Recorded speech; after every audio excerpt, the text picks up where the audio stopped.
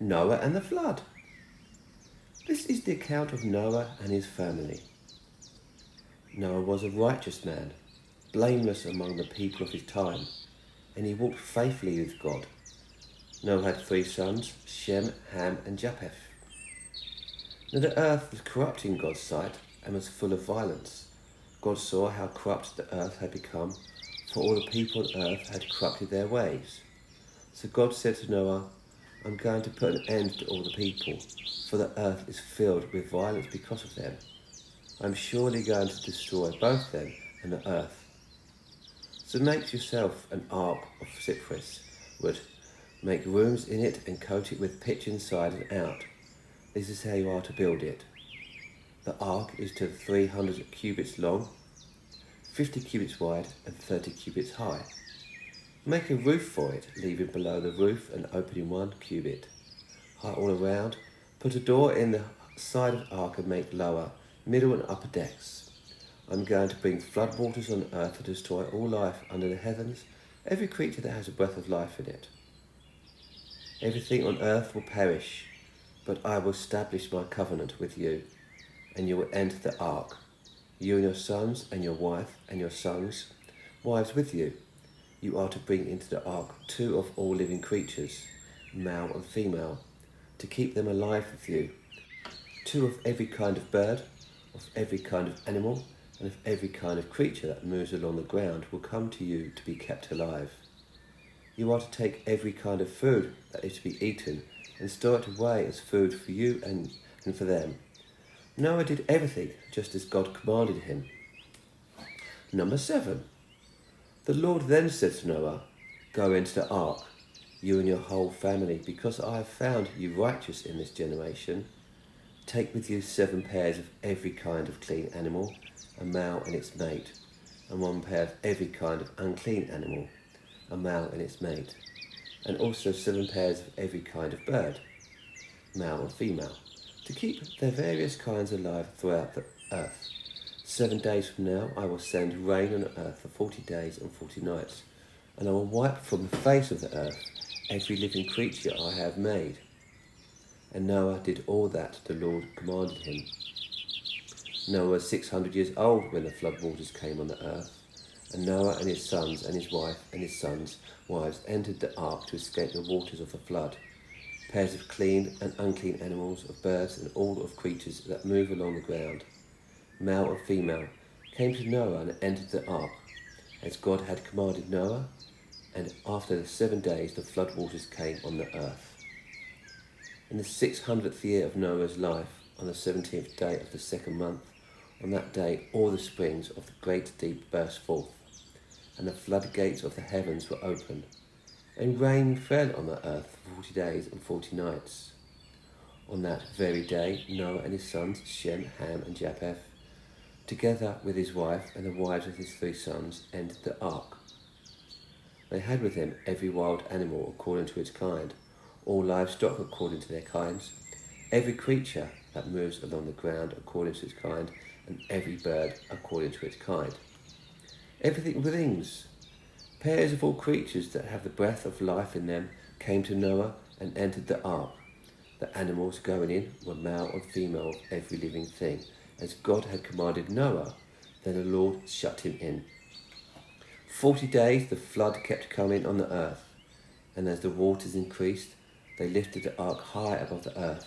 The waters rose and increased greatly on the earth, and the ark floated on the surface of the water. They rose greatly on the earth, and all the high mountains under the entire heavens were covered. The waters rose and covered the mountains to a depth of more than 15 cubits. Every living thing that moved on land and perished, birds, livestock, wild animals, all the creatures that swam over the earth, and all mankind. Everything on dry land that had the breath of life in its nostrils died. Everything on the face of the earth was wiped out. People and animals and the creatures that move along the ground and the birds were wiped from the earth. Only Noah was left, and those with him in the ark. The waters flooded the earth for 150 days. But God remembered Noah and all the wild animals and the livestock that were with him in the ark, and he sent a wind over the earth, and the waters receded. Now the springs of the deep and the floodgates of the heavens had been closed, and the rain had stopped falling from the sky. The water receded steadily from the earth. At the end of the 150 days, the water had gone down, and on the 17th day of the 17th month, the ark came to rest on the fountains of Ararat. The waters continued to recede until the 10th month, and on the first day of the 10th month, the tops of the mountains became visible. After 40 days, Noah opened a window he had made in the ark and sent out a raven, and it kept flying back and forth until the water had dried up from the earth. Then he sent out a dove to see if the water had receded from the surface of the ground. But the dove found nowhere to perch because there was water all over the surface of the earth. So it returned to Noah in the ark. He reached out his hand and took the dove and brought it back to himself in the ark. He waited 7 more days and again sent out the dove from the ark. When the dove returned to him in the evening, then its beak was a freshly plucked olive leaf. Then Noah knew that the water had receded from the earth. He waited 7 more days and sent the dove out again, but this time it did not return to him.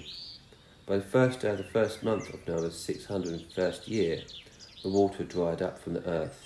Noah then removed the covering from the ark and saw that the surface of the ground was dry. By the 27th day of the second month, the earth was completely dry. Then God said to Noah, "Come out of the ark, you and your wife and your sons and their lives. Bring out every kind of living creature that is with you, the birds, the animals, and all the creatures that move along the ground, so they can multiply on the earth and be fruitful and increase in number on it." So Noah came out, together with his sons and his wife and his sons' wives, all the animals and all the creatures that move along the ground, and all the birds, everything that moves on land, came out of the ark, one kind after another. Then Noah built an altar to the Lord, and taken some of the clean animals and clean birds, he sacrificed burnt offerings on it. The Lord smelled the pleasing aroma and said in his heart, "Never again will I curse the ground because of humans, even though every inclination of the human heart is evil from childhood. And never again will I destroy all living creatures as I have done. As long as the earth endures, seed time and harvest, cold and heat, summer, winter, day and night will never cease." God's covenant with Noah, number 9. Then God blessed Noah and his sons, saying to them, "Be fruitful and increase in number and fill the earth. The fear and dread of you will fall on all the beasts of the earth, and on all the birds in the sky, on every creature that moves along the ground, and all the fish in the sea. They are given into your hands. Everything that lives and moves about will be food for you. Just as I gave you the green plants, I now give you everything. But you must not eat meat that has its lifeblood still in it. And for your lifeblood I will surely demand an accounting. I will demand an accounting from every animal, and from each human being too I will demand an accounting for the life of another human being. Whoever sheds human blood, by humans shall their blood be shed, for in the image of God has God made mankind. As for you, be fruitful and increase in number, multiply on the earth and increase upon it." Then God said to Noah and to his sons with him, "I now establish my covenant with you, and with your descendants after you, and with every living creature that was with you, the birds, the livestock, and all the wild animals, and all those that came out of the ark with you, every living creature on the earth. I establish my covenant with you. Never again will all life be destroyed by the waters of a flood. Never again will there be blood to destroy the earth." And God said, "This is a sign of the covenant I am making between me and you and every living creature with you, a covenant for all the generations to come. Have set my rainbow in the clouds, and it will be the sign of the covenant between me and the earth.